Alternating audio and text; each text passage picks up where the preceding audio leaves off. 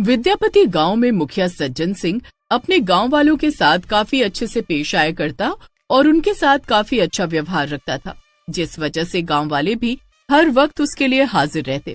गोपाल, शाम ढल चुकी है। कभी कभी तो तुझे खेतों में इतनी देर तक काम करते हुए देखकर ऐसा लगता है कि तू मेरा अपना बेटा है। मालिक, थोड़ा सा काम रह गया था तो सोचा आधे घंटे और निकाल के करता जाता हूँ, वरना कल फिर आधा दिन इसी में निकल जाएगा। मालिक, आप भी तो हमें अपनों जैसा प्यार देते हैं, तो भला हम आपके काम में काम चोरी क्यों करें? बिल्कुल ठीक कह रही हो तुम दोनों को देखकर मुझे बहुत अपनापन लगता है। गोपाल और सुनंदा मुखिया सज्जन सिंह के खेतों में काम करके अपना जीवन काट रहे थे और अपने 2 बच्चों का पेट भी पाल रहे थे। एक रोज सज्जन सिंह सुबह सुबह घर के बाहर बैठा अखबार पढ़ रहा होता है। तभी उसकी पत्नी चिल्लाते हुए उसके पास आती है। अजी देखिए ना, आज फिर से राजू को कुछ हो गया है। बैठे बैठे अचानक गिर गया। काफी देर से कुछ बोल नहीं रहा था, तो मुझे लगा ही था कि कुछ हो न जाए मेरे लाल को। अभी इसे अपने गणेश के पास ले चलते हैं, वहीं से कुछ दवा दे देगा। उसके बाद 2-4 दिन में तो शहर जाने का प्लान बनाया ही है मैंने। कोई जरूरत नहीं इसे कहीं लेकर जाने की। अभी कुछ देर बाद इसे होश आ जाएगा, उसके बाद जैसा मैं कहूँ वैसा ही होना चाहिए, वरना मैं अपने बेटे को लेकर मायके चली जाऊंगी। अरे भाग्यवान, कैसी बातें कर रही हो। आखिर ऐसा भी क्या हो गया? मैं तो राजू के भले के लिए ही कह रहा हूँ कि इसका इलाज शहर में होना चाहिए। लेकिन हमारा राजू इलाज से नहीं बल्कि एक ऐसी विद्या से ठीक होगा जो मैंने एक सिद्ध बाबा द्वारा पता लगाई है। हमें सिर्फ 4 लोगों की बलि देनी होगी और बलि देने के बाद उन्हें नदी में बहा देना होगा। अपनी पत्नी ललिता की ऐसी बातें सुनकर सज्जन सिंह लड़खड़ा जाता है, लेकिन वो खुद को संभालते हुए अपनी पत्नी से, ये तुम कैसी बातें कर रही हो? तुम लोगों को मारने की बातें कर रही हो और अपने बेटे को ठीक करने की बातें कर रही हो। अरे इससे तो हमें घोर पाप लगेगा और ये कभी ठीक नहीं होने वाला, बल्कि उल्टा ये और पाप का भागीदार हो जाएगा। नहीं नहीं, मैं ऐसा कभी नहीं कर सकता। तुम ऐसा सोच भी कैसे सकती हो? ठीक है, फिर तुम अपनी इस उम्र में दूसरी शादी करने के लिए तैयार रहो। मैं तो चली अपने बेटे को लेकर मायके। सज्जन सिंह लाचार मजबूर हो चुका था। वो अपनी पत्नी की बातों को सुनकर परेशान होकर उसे हाँ कह देता है, लेकिन उसे अब इस बात की चिंता होने लगी थी कि वो किन लोगों की बलि देगा, और अगर ऐसा करेगा तो क्या ये सही होगा? क्या उसका बीमार बेटा ठीक हो जाएगा? दरअसल राजू मानसिक रोगी था और मुखिया की पत्नी राजू का इलाज करवाने की बजाय अंधविश्वास जैसी चीजों पर विश्वास कर रही थी। अब अगली सुबह, राम राम मुखिया जी।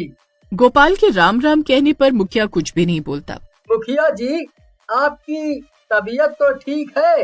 मैं आपसे ही बात कर रहा हूँ। अरे हाँ हाँ, मैं बिल्कुल ठीक हूँ। लेकिन आपको देखकर ऐसा बिल्कुल भी नहीं लगता कि आप बिल्कुल ठीक हैं। नहीं, बस थोड़ी तबीयत खस्ता है, बाकी सब ठीक है। मुखिया की बातें सुनकर गोपाल और उसकी पत्नी खेतों की तरफ निकल पड़ते हैं। वहीं दूसरी तरफ सज्जन सिंह इस बात को लेकर चिंतित था कि आखिर वो किन 4 लोगों की बलि दे। अब सुबह से शाम हो चुकी थी। रात को ही पूजा अनुष्ठान के साथ बलि दी जानी थी और सज्जन सिंह की पत्नी ललिता उसे बार बार टोक रही थी। जी, आपको रात के 12 बजे वाली पूजा याद तो है ना? रात के 12 बजे हमें 4 लोगों की बलि देनी है। अब वो 4 लोग कहाँ से आएंगे मुझे नहीं पता, और खाना पीना छोड़ने से आपको अगर लगता है मैं मान जाऊंगी तो बिल्कुल भी नहीं, मैं मायके जरूर चली जाऊंगी। हाँ हाँ, मुझे सब याद है। मुझे बार बार याद दिलाने की जरूरत नहीं, और जाओ यहाँ से। सज्जन सिंह के इतना कहते ही उसकी पत्नी ललिता वहाँ से चली जाती है। अब देर शाम गोपाल और सुनंदा खेत से काम करके घर जाने लगते हैं तो वो मुखिया जी से मिलते हुए जाते हैं। मुखिया जी, आज थोड़ा राशन चाहिए था। घर में अनाज नहीं है और हम तो भूखे भी सो जाएं, लेकिन बच्चे भूखे नहीं सो पाते। जी, 1 बोरी गेहूं और आधा बोरी चावल चाहिए था, ज्यादा कुछ नहीं, और थोड़ी सी दाल मैं खुद ले लेता हूँ। आप फिक्र ना कीजिए मुखिया जी। अरे गोपाल और सुनंदा, जरा सुनो, मैं तो तुम्हें बताना ही भूल गया। आज की दावत मेरे यहाँ है। तुम घर जाकर नहा धोकर अपने बच्चों के साथ घर आ जाओ, और हाँ, किसी को बताना मत कि तुम मेरे घर दावत पर आ रहे हो। बस मैंने तुम्हारे घर के लोगों को ही बुलाया है। लेकिन किस बात की दावत मुखिया? तू तो अपना है। अब तुझे घर पर कुछ खिलाने के लिए बुला लिया तो तू उस पर भी सवाल कर रहा है। जा जल्दी से नहा धोकर अपने परिवार के साथ आ जा। गोपाल और सुनंदा खुशी खुशी घर जाते हैं, नहाते धोते हैं और अपने बच्चों के साथ सज्जन सिंह के घर आ जाते हैं। सज्जन सिंह भी गोपाल के परिवार का खूब आदर सम्मान करता है और रात को वहीं रुकने के लिए कहता है। मुखिया की बातें सुनकर गोपाल अपनी पत्नी और बच्चों के साथ मुखिया के घर ही रुक जाता है। लेकिन इस रात मुखिया उन चारों की बलि चढ़ाकर विधि विधान के साथ नदी में बहा देता है और गांव में हल्ला करवा देता है कि वो मुखिया के पैसे लेकर भाग गया है। गांव वाले भी मुखिया पर विश्वास कर लेते हैं। अब करीब 6 महीने बाद, अरे गांव में ये कैसी अनहोनी हुई?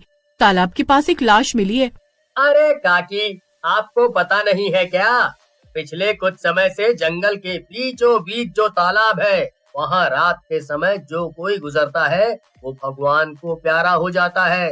कई लोगों के मुंह से ये तक सुना है कि उस तालाब में भूतों का परिवार नहा रहा होता है, जिसे अगर कोई देख ले तो बस उसकी मौत निश्चित है। इस हादसे के बाद धीरे धीरे गांव के कई और लोगों की मौत होने लगती है। मुखिया समझ जाता है कि ये सब गोपाल और उसका परिवार कर रहा है, क्योंकि मुखिया का मानसिक रोगी बेटा तो ठीक नहीं हो पाया, लेकिन गांव में जिस तरह से मौत हो रही थी वो घबरा जाता है। ना जाने हमारा बेटा कब ठीक होगा। हमने गांव के एक परिवार की बलि तक दे दी, फिर भी हमारा बेटा ठीक नहीं हुआ, और वो ज्ञानी सिद्ध बाबा तो न जाने कहां से कहां गायब हो गए। अब अगर अपना मुंह खोला तो चप्पलों से मारूंगा। तुम्हारी बात मानकर मैंने एक बेकसूर परिवार को मौत के घाट उतार दिया, और वो परिवार अब अपना बदला लेने के लिए गांव के लोगों को मार रहा है।